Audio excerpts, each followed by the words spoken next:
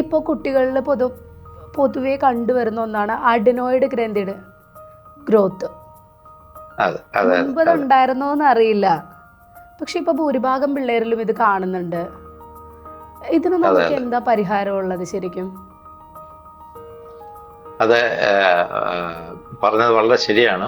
കഴിഞ്ഞ ഒരു 10 കൊല്ലമായിട്ട് നമ്മുടെ കുട്ടികളിലുള്ള അഡിനോയിഡ് ഗ്രന്ഥിയുടെ വീക്കം ENT ഡോക്ടർമാർ വളരെയധികം കാണുന്നുണ്ട്. ഇതിന്റെ ഏറ്റവും പ്രധാന സിംറ്റം എന്ന് പറയുന്നത് ശ്വസിക്കുമ്പോൾ, രാത്രി ഉറങ്ങുമ്പോൾ ഒരു ശബ്ദം ഉണ്ടാക്കുക. അതിന് സ്നോറിങ് എന്ന് വേണമെങ്കിൽ നമുക്ക് പറയാം, കൂർക്കം വലിക്കുന്ന പോലെ. അത് ചിലർക്ക് ശ്വാസം പൂർണ്ണമായിട്ട് നിന്നു പോകുന്ന അവസ്ഥയുണ്ട്. ഒബ്സ്ട്രക്റ്റീവ് സ്ലീപ്പ് ആപ്നിയ എന്നാണ് അതിന് പറയുന്ന പേര്. അപ്പൊ ഒബ്സ്ട്രക്റ്റീവ് സ്ലീപ്പ് ആപ്നിയ. അപ്പൊ ഇങ്ങനെയുള്ള കുട്ടികളിൽ അതിന്റെ പ്രധാന കാരണം എന്ന് പറയുന്നത്, ഇത് ആക്ച്വലി ഈ കോവിഡും കൂടെ കഴിഞ്ഞപ്പോൾ അത് ഭയങ്കരമായിട്ട് കൂടിയിട്ടുണ്ട്. ഈ കഴിഞ്ഞ 4-5 കൊല്ലമായിട്ട് കൂടിയിട്ടുണ്ട്. ഇത് അതും ഒരളവ് വരെ എൻ്റെ അഭിപ്രായത്തിൽ ലൈഫ് സ്റ്റൈൽ പ്രോബ്ലംസ് ആണ്. അതിൽ പല കാരണങ്ങളുണ്ട്. അതിലൊരു പ്രധാന കാരണം ഈ ബോട്ടിൽ ഫീഡിങ് ഒരു വലിയ പ്രധാന കാരണമാണ്. കുഞ്ഞിന്റെ ഇമ്മ്യൂണിറ്റി ആയിട്ട് ബന്ധപ്പെട്ട രോഗമാണ് അഡിനോയിഡ്. അത് ശരിക്കും പറഞ്ഞാൽ ആദ്യത്തെ കുറെ മാസങ്ങൾ അമ്മയുടെ മുലപ്പാൽ കുടിച്ചു വളരുന്ന കുട്ടികൾക്ക് ഇത് വളരെ കുറവായിരിക്കും. ഇല്ലെന്ന് ഞാൻ പറയുന്നില്ല, പക്ഷെ കുറവായിരിക്കും. കാരണം അത് നമ്മുടെ ഈ മുലപ്പാലിനകത്ത് നമ്മുടെ ഗ്ലോബുലിനുണ്ട്. എന്തുകൊണ്ടാണ് നമ്മുടെ ഇമ്മ്യൂൺ സിസ്റ്റം പ്രോപ്പറായിട്ട് കുഞ്ഞുങ്ങളിൽ വളരാത്തതിന് കാരണം കൂടെ വരുന്ന ഇൻഫെക്ഷൻസ് ആണ്. നോർമലി നമ്മുടെ വായിലൊക്കെ ബാക്ടീരിയ എല്ലാം കാണും. അപ്പൊ അത് ബ്രസ്റ്റ് മിൽക്ക് കുടിക്കുമ്പോൾ അതിനകത്ത് ഇമ്മ്യൂണോഗ്ലോബുലിൻ A ധാരാളമായിട്ട് അടങ്ങിയിട്ടുണ്ട്. അങ്ങനെയുള്ള കുട്ടികൾക്ക് ആ വായിലിനകത്തുള്ള രോഗാണുക്കളുടെ അളവ് വളരെ കുറവായിരിക്കും. നേരെ മറിച്ച് ബോട്ടിൽ ഫീഡിങ് കുടിക്കുന്ന കുട്ടികൾക്ക് 2 പ്രശ്നമാണുള്ളത്. പലപ്പോഴും ഈ അമ്മമാരൊക്കെ വിചാരിക്കുന്നത് കുഞ്ഞ് കരയുന്നതെല്ലാം പാലിന് വേണ്ടിയാണ്. ഉടൻ തന്നെ നമ്മൾ മുലയിലെ പാല് ആവശ്യത്തിനില്ല എന്നുള്ള ധാരണയിൽ കുപ്പിയിലും കൂടെ കൊടുത്തു തുടങ്ങും. കുപ്പിയിൽ കൊടുത്താലുള്ള ഒരു പ്രശ്നം എന്താന്ന് പറഞ്ഞു കഴിഞ്ഞാൽ, നിപ്പിളിൽ കൂടെ അത് കൂടുതലായിട്ട് പാല് വായിൽ വരും. ഇത് കുഞ്ഞിന്റെ വായില് കിടന്നുകൊണ്ടാണല്ലോ പാല് കുടിക്കുന്നത്. കിടക്കുമ്പോൾ അത് ഇറക്കുമ്പോഴേ കുറേയൊക്കെ പാല് നെറുകയിൽ കയറും. ബ്രസ്റ്റ് മിൽക്ക് ഇത്തിരി നെറുകയിൽ കയറിയാലും കുഴപ്പമില്ല, ബിക്കോസ് ഇതിനകത്ത് ഇമ്മ്യൂണോഗ്ലോബുലിൻ ഉള്ളതുകൊണ്ട് അവിടെ ഒരു പ്രശ്നം ഉണ്ടാക്കത്തില്ല. നേരെ മറിച്ച് ഈ ബോട്ടിലുള്ള പാല് നമ്മൾ കൊടുക്കുമ്പോൾ വായിലെ ബാക്ടീരിയയും കൂടെ നെറുകയിലോട്ട് കയറും. ആ പാലിന്റെ കൂടെ നെറുകയിൽ കയറി കഴിഞ്ഞാൽ, നെറുക എന്ന് പറയുന്നത് മൂക്കിന്റെ പുറയിൽ കയറി കഴിഞ്ഞാൽ ചെവിയിലോട്ടുള്ള ട്യൂബിൽ ഇൻഫെക്ഷൻ വരാം. അല്ലെങ്കിൽ മൂക്കിന്റെ പുറയിലാണ് ഈ അഡിനോയിഡ് ഇരിക്കുന്നത്, അവിടെ ഇൻഫെക്ഷൻസ് വരും. അങ്ങനെ ഇൻഫെക്ഷൻ വരുമ്പോഴാണ് അഡിനോയിഡ് ഡെവലപ്പ് ചെയ്യാനുള്ള സാധ്യത. അത് മാത്രമല്ല, ഈ രോഗാണുക്കളുമായിട്ട് നമ്മുടെ കുഞ്ഞിന്റെ അധികം ഡെവലപ്പ് ചെയ്യാത്ത ഇമ്മ്യൂൺ സിസ്റ്റം ഫൈറ്റ് ചെയ്യേണ്ട ഒരു അവസ്ഥ വരികയാണെങ്കിൽ കൂടുതലായിട്ട് ആ ഇമ്മ്യൂൺ സിസ്റ്റം പിന്നെ വളർന്നു വരാനുള്ള സാധ്യതയും കുറവായിരിക്കും. അപ്പൊ ഇങ്ങനെയുള്ള കുട്ടികൾക്ക് ബ്രസ്റ്റ് ഫീഡിങ് കിട്ടുന്ന കുട്ടികൾക്ക് ചിലർ പറയും ഇടയ്ക്കിടയ്ക്ക് ഞാൻ കൊടുക്കാറില്ല. അങ്ങനെ കൊടുത്തു കഴിഞ്ഞാൽ എന്ത് പറ്റും, കുഞ്ഞിന് പെട്ടെന്ന് പാല് വരുന്നുണ്ട്, പിന്നെ അത് ശരിക്കും വലിക്കത്തില്ല. മുലപ്പാല് കിട്ടണമെങ്കിൽ ശക്തിയായിട്ട് വലിക്കണം. ആ സക്കിങ് കപ്പാസിറ്റിയും കുഞ്ഞിന്റെ ക്രമേണ നശിച്ചു. അപ്പൊ ആ ക്രമേണ അത് വലിച്ചില്ലെന്നുണ്ടെങ്കിൽ കുഞ്ഞിന് ബ്രസ്റ്റിനകത്ത് പാല് ഇല്ലാത്ത അവസ്ഥ വരും. അപ്പൊ പിന്നെ നിർബന്ധമായിട്ടും കുപ്പിപ്പാൽ കൊടുക്കേണ്ട അവസ്ഥയിലോട്ട് പോകും. അതുകൊണ്ട് എനിക്ക് പറയാനുള്ളത്, ഒരു കാരണവശാലും 99% അമ്മമാരിലും കുഞ്ഞിന് കൊടുക്കാനുള്ള പാല് ബ്രസ്റ്റിലുണ്ട്. അത് അഥവാ കുഞ്ഞ് കരഞ്ഞാലും കുഴപ്പമൊന്നുമില്ല. കാരണം അതിനനുസരിച്ചുള്ള ആവശ്യത്തിനുള്ള അളവിലെ കുഞ്ഞിന് ബ്രസ്റ്റ് മിൽക്ക് കിട്ടത്തുള്ളൂ. നേരെ മറിച്ച് നമ്മൾ കുപ്പിയിൽ പാല് കൊടുക്കുകയാണെങ്കിൽ കുഞ്ഞിന് ചിലപ്പോൾ ആവശ്യത്തിൽ കൂടുതൽ പാൽ എനർജിയും കലോറിയും ഒക്കെയാണ് ചെല്ലുന്നത്. അങ്ങനെ ചെല്ലുന്ന കുട്ടികളാണ് കൂടുതൽ ഒബീസായിട്ട് വളരുന്നത്. മുലപ്പാൽ കുടിച്ച കുട്ടികൾ മാത്രം കുടിച്ച് വളരുന്ന കുട്ടികൾ ഒരിക്കലും ഭാവിയിൽ അതൊരു ഒബീസായിട്ട് വരാറില്ല. വളരെ അപൂർവം പേർക്ക് ചിലപ്പോൾ ജനറ്റിക് ആയിട്ടൊക്കെ സംഭവിക്കാമെന്നുള്ളതല്ലാതെ.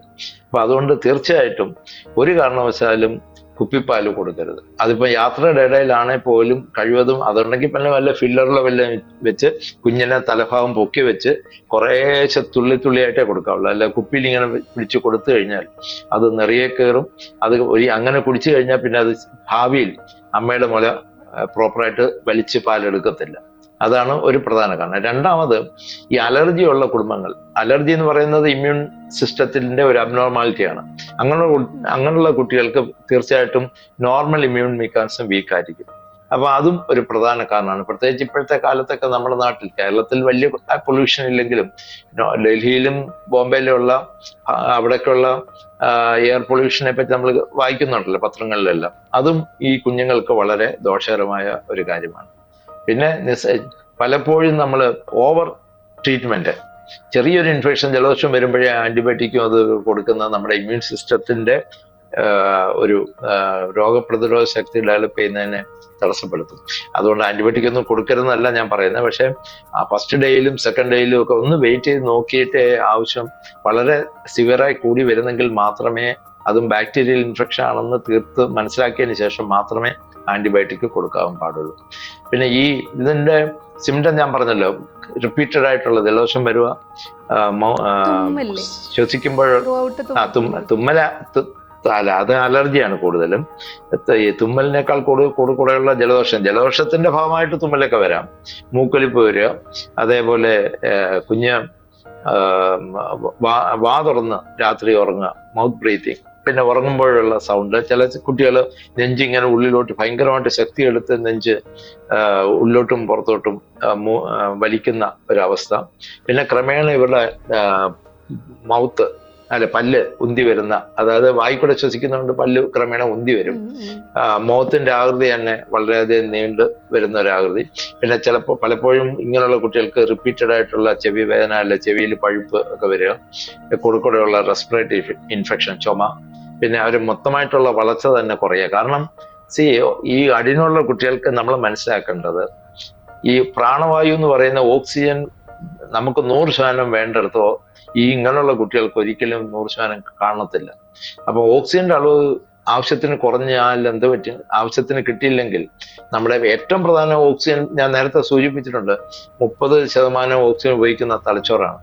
അപ്പൊ അത്രയും പ്രവർത്തനമുള്ള തലച്ചോറിന് ഓക്സിജന്റെ അളവ് കുറഞ്ഞു കഴിഞ്ഞാൽ തലച്ചോറിന്റെ ബ്രെയിനിന്റെ ഗ്രോത്ത്, ബ്രെയിൻ പ്രവർത്തിക്കുമായിരിക്കും, പക്ഷെ ഗ്രോത്ത് കൂടുതൽ ബ്രെയിൻ സെൽ ഉണ്ടാവുന്നത് കുറയും. അങ്ങനെ കുറയാണെങ്കിൽ നമ്മുടെ ഭാവിയിൽ കിട്ടാവുന്ന ബുദ്ധി, ഓർമ്മശക്തി, പിന്നെ നമ്മുടെ വൈകാരികമായിട്ടുള്ള വളർച്ച, ഇതെല്ലാം തടസ്സപ്പെടും. അങ്ങനെയുള്ള കുട്ടികളാണ് പലപ്പോഴും നമ്മൾ വിചാരിക്കും ഈ കുട്ടിക്ക് ഇത്രേ ബുദ്ധിയുള്ളൂ, പക്ഷേ ആക്ച്വലി മൂക്കടപ്പ് ഇല്ലായിരുന്ന ഓക്സിജൻ കൃത്യമായിട്ട് കിട്ടുന്ന ഒരു കുട്ടിയായിരുന്നെങ്കിൽ അതിനേക്കാൾ കൂടുതൽ ഓർമ്മശക്തിയും ഇന്റലിജൻസും കിട്ടേണ്ട കുട്ടികളായിരിക്കും. അപ്പൊ അതുകൊണ്ട് ഭാവിയിൽ ആ കുട്ടിയുടെ എല്ലാ വളർച്ചയും, പ്രത്യേകിച്ചും തലച്ചോറിന്റെ വളർച്ചയെ കാര്യമായിട്ട് ബാധിക്കും എന്നുള്ളതാണ് ഏറ്റവും വലിയ പ്രശ്നം. അത് കഴിഞ്ഞേ ഉള്ളൂ. നമ്മുടെ പല്ലൊക്കെ പിന്നെ ഭാവിയിൽ നമുക്ക് വേണമെങ്കിൽ കറക്റ്റ് ചെയ്യാൻ പറ്റും കുറേയൊക്കെ. പക്ഷെ ഈ തലച്ചോറിന് വരുന്ന വളർച്ച കുറവ്, അത് നമുക്ക് അതിനൊരു പ്രായമുണ്ട്. ആ പ്രായം കഴിഞ്ഞു കഴിഞ്ഞാൽ പിന്നെ നമുക്കത് മാറ്റിയെടുക്കാൻ ഒക്കത്തില്ല. 10 വയസ്സ് കഴിഞ്ഞിട്ട് ഇനി തലച്ചോറ് വളരട്ടെ എന്ന് പറഞ്ഞാൽ അങ്ങനെ വളരത്തില്ല.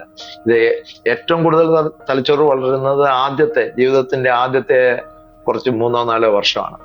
അപ്പൊ അത് നമ്മൾ മനസ്സിലാക്കണം. അപ്പൊ ഇങ്ങനെയുള്ള സിംറ്റങ്ങളുള്ള കുട്ടികളെ ഇമ്മീഡിയറ്റ്ലി ഒരു ENT ഡോക്ടറെ കാണിച്ച്, അതിനൊക്കെ പറയുന്നത് നാസൽ എൻഡോസ്കോപ്പി എന്ന് പറയുന്ന ഒരു പ്രൊസീജിയർ ഉണ്ട്. അത് ചെയ്തു നോക്കിയാൽ നമുക്ക് നേരിട്ട് മൂക്കിനകത്തൂടെ ഇത് കാണാം. അത് കണ്ടു കഴിഞ്ഞാൽ അതിന്റെ സൈസ് ചെറുതൊക്കെ മോഡറേറ്റ്, അതായത് ഒരു മൂക്കിന്റെ ബാക്കിലെ ഓപ്പണിങ്ങിന്റെ ഒരു 50% താഴെയൊക്കെ ആണെങ്കിൽ നമുക്ക് മരുന്നുകൊണ്ടൊക്കെ അത് ഇമ്പ്രൂവ് ചെയ്യിക്കാൻ പറ്റും. പക്ഷെ ഒരു 75 സ്പ്രേ ഉണ്ട്, ആന്റി അലർജിക് മെഡിക്കേഷൻ ഉണ്ട്, വൈറ്റമിൻസ് ഉണ്ട്. ഇതെല്ലാം ഉപയോഗിച്ച് നമുക്കത് സ്റ്റീറോയിഡ് സ്പ്രേ ഒക്കെ കൊടുത്ത് ശരിയാക്കാം. ഇൻഫെക്ഷൻ ഉണ്ടെങ്കിൽ ആന്റിബയോട്ടിക് കൊടുത്ത് കൺട്രോൾ ചെയ്യാൻ പറ്റും. പക്ഷേ ഒരു 60-70% കൂടുതൽ ബ്ലോക്ക് ചെയ്യുന്ന അവസ്ഥയിൽ പല കുട്ടികളിലും ആ മരുന്നുകൾ ചിലപ്പം ഫലിക്കാതെ വരും. അങ്ങനെ വരികയാണെങ്കിൽ അത് പിന്നെ സർജറി വഴി റിമൂവ് ചെയ്യേണ്ടി വരും. കാരണം ഈ അഡിനോയിഡ് എന്ന് പറയുന്നത് ടോൺസിൽ പോലെ ഒരു അവയവമാണ്. അത് ഒരു 2-3 വയസ്സ് കഴിയുമ്പം പിന്നെ അതിന് നമ്മുടെ ശരീരത്തില് വലിയ റോളില്ല, നമ്മുടെ ശരീരത്തിന്റെ എല്ലാ കാര്യങ്ങളിലും. നേരെ മറിച്ച് അത് ദോഷം ചെയ്തുകൊണ്ടിരിക്കുകയാണ്. കാരണം പ്രാണവായു എന്ന് പറയുന്ന ഒരു സാധനം നമ്മളെ കിട്ടാതെ വരുന്ന ഒരു അവസ്ഥ എന്ന് പറയുന്നത് കമ്പയർ ചെയ്യുമ്പോൾ അതിന്റെ ഗുണം ഒന്നും വലിയ പ്രശ്നമില്ല. അതുകൊണ്ട് അങ്ങനെയുള്ള കേസുകളിൽ നമ്മളത് സർജറി ചെയ്ത് റിമൂവ് ചെയ്യേണ്ടി വരും. ദീർഘനാളെ ഇപ്പം മാറും എന്ന് പറഞ്ഞ് പലരും അൺസയന്റിഫിക് ട്രീറ്റ്മെന്റുകളൊക്കെ കൊടുത്തുകൊണ്ടൊക്കെ ഇരിക്കുന്ന കാണാറുണ്ട്. പക്ഷെ അങ്ങനെയുള്ള കുട്ടികൾ ഭാവിയിൽ അവർക്ക് പല പ്രശ്നങ്ങളിലേക്കും അവർ പോകും. പ്രത്യേകിച്ച് ഭാവിയിൽ അലർജിയും ആസ്മയും. ഇത് മൂക്കിൽ കൂടെ ശ്വസിക്കാതെ വന്നു കഴിഞ്ഞാൽ മൂക്കിന്റെ പ്രവർത്തനം തന്നെ എന്താണ്? ഒന്ന് എയറിനെ കൃത്യമായിട്ട് തൊണ്ടയിലും ശ്വാസകോശത്തിലും എത്തിക്കാം, പ്രത്യേകിച്ച് ഉറക്കുന്ന സമയത്ത്. രണ്ടാമത് ഭക്ഷണം കഴിക്കുമ്പോഴും അത് വേണം. ഭക്ഷണം കഴിക്കുമ്പോൾ നമ്മൾ ഭക്ഷണം ഇരിക്കുമ്പോൾ വായിക്കൂടെ നമുക്ക് ശ്വസിക്കാൻ ഒക്കത്തില്ല. അപ്പൊ അതുകൊണ്ടാണ് ഇങ്ങനെയുള്ള കുട്ടികൾ, അഡിനോയിഡുള്ള കുട്ടികൾ പ്രോപ്പറായിട്ട് ഭക്ഷണം പോലും കഴിക്കത്തില്ല. അപ്പൊ മൂന്നാമത് ഈ മൂക്കിൽ കൂടെ ശ്വസിക്കുകയാണെങ്കിൽ നമ്മൾ ശ്വസിക്കുന്ന വായുവിനെ ഫിൽട്ടർ ചെയ്തിട്ടാണ് പോകുന്നത്. പൊടികളൊന്നും ശ്വാസകോശത്തിൽ പോകത്തില്ല. നേരെ മറിച്ച് ആ കുട്ടി വായിക്കൂടെ ശ്വസിക്കുകയാണെങ്കിൽ ഈ പൊടിയെല്ലാം ശ്വാസകോശത്തിൽ നേരെ പോവുകയാണ്, അവിടെ ഫിൽട്രേഷൻ നടക്കുന്നില്ല വായിൽ കൂടെ. അങ്ങനെ പോവുകയാണെങ്കിൽ ആ പൊടിക്കകത്ത് വൈറസ് കാണും, ബാക്ടീരിയ കാണും, അലർജി ഉണ്ടാക്കുന്ന പോളൻ ഗ്രെയിൻസും ഫംഗസൊക്കെ കാണും. അപ്പൊ അതുകൊണ്ട് എന്ത് പറ്റുമെന്ന് വെച്ച് കഴിഞ്ഞാൽ ഭാവിയിൽ ഇവർക്ക് റിപ്പീറ്റഡ് ആയിട്ടുള്ള ഇൻഫെക്ഷൻ, ഭാവിയിൽ ആസ്മ, അലർജി അതെല്ലാം വരാനുള്ള സാധ്യത വളരെ വളരെ കൂടുതലാണ്. അപ്പൊ അതുകൊണ്ട് ഇതൊരു സീരിയസ് ഇഷ്യൂ ആണ് അഡിനോയിഡ് എന്ന് പറയുന്നത്. അത് എത്രയും പെട്ടെന്ന് സംശയം തോന്നിയാൽ ഡോക്ടറെ കാണിച്ച് വേണ്ട ചികിത്സ ചെയ്യണം. Thank you. Thank you sir.